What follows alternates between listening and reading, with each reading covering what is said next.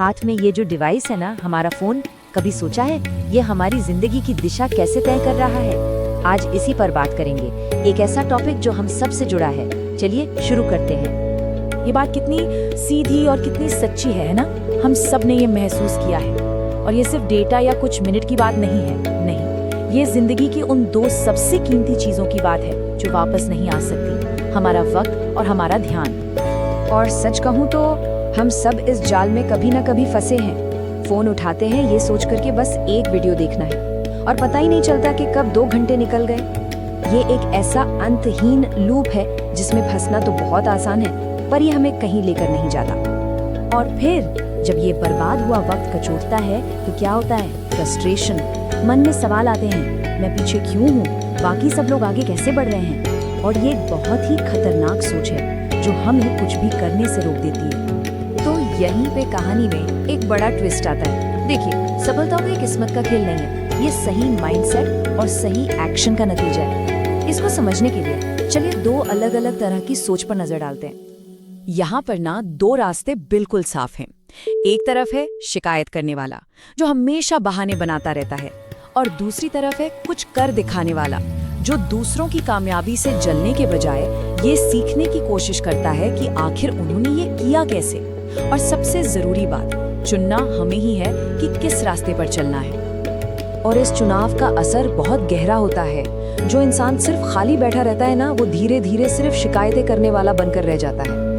ये एक कह सकते हैं एक सीरियस वार्निंग है कि कुछ ना करने का अंजाम क्या हो सकता है। अच्छा, अब आते हैं उस चीज पर जो इस पूरी कहानी के सेंटर में है, हमारा स्मार्टफोन। ये सिर्फ एक डिवाइस नहीं है, ये एक चौराहा है, एक ऐसी जगह जहां हम हर रोज एक बहुत बड़ा फैसला करते हैं। और यही वो सवाल है जो हर किसी को खुद से पूछना चाहिए। डिवाइस तो एक ही है, लेकिन इसके अंजाम 2 बिल्कुल अलग हो सकते हैं। यही फोन किसी को बर्बाद कर सकता है और यही फोन किसी की किस्मत बना सकता है। सब कुछ इस बात पर डिपेंड करता है कि इसका इस्तेमाल हो कैसे रहा है। ये जो चॉइस है ना, वो कुछ ऐसी दिखती है। सोचिए कि हर फोन में एक मेन्यू है।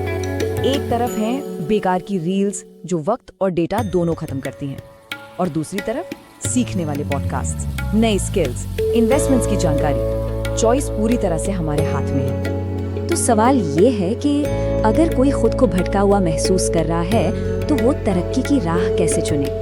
चलिए अब कुछ ऐसे पक्के कदमों की बात करते हैं जिनसे शुरुआत की जा सकती है। और ये एक बहुत ही पावरफुल आइडिया है।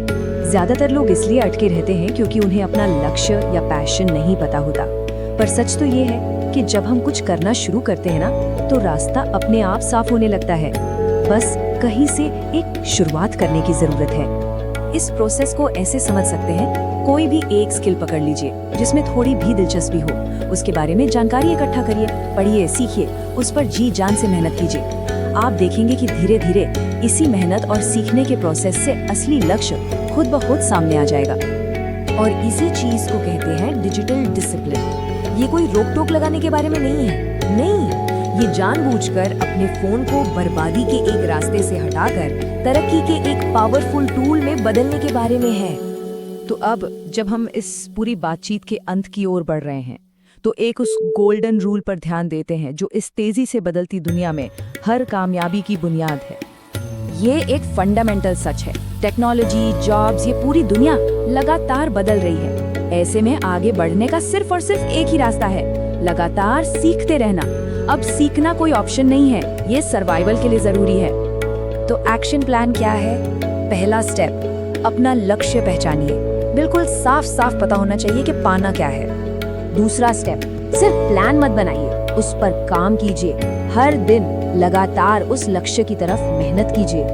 तीसरा स्टेप, काम करते करते हमेशा सीखते रहिए, अडेप्ट करिए, खुद को बेहतर बनाइए और अपनी समझ को और गहरा कीजिए। और इन सबका नतीजा क्या होगा? देखिए, सफलता का इंतजार नहीं किया जाता, उसे बनाया जाता है। अपनी किस्मत खुद लिखी जाती है। तो इस बातचीत को हम इसी एक आखिरी सवाल पर छोड़ते हैं, जिसका जवाब हर किसी को खुद ही देना होगा। इस लगातार बदलती दुनिया में सीखने के लिए अगला कदम क्या होगा? वो कौन सा एक स्टेप होगा जो सिर्फ एक देखने वाले से एक करने वाला बना दे? सोचने के लिए शुक्रिया।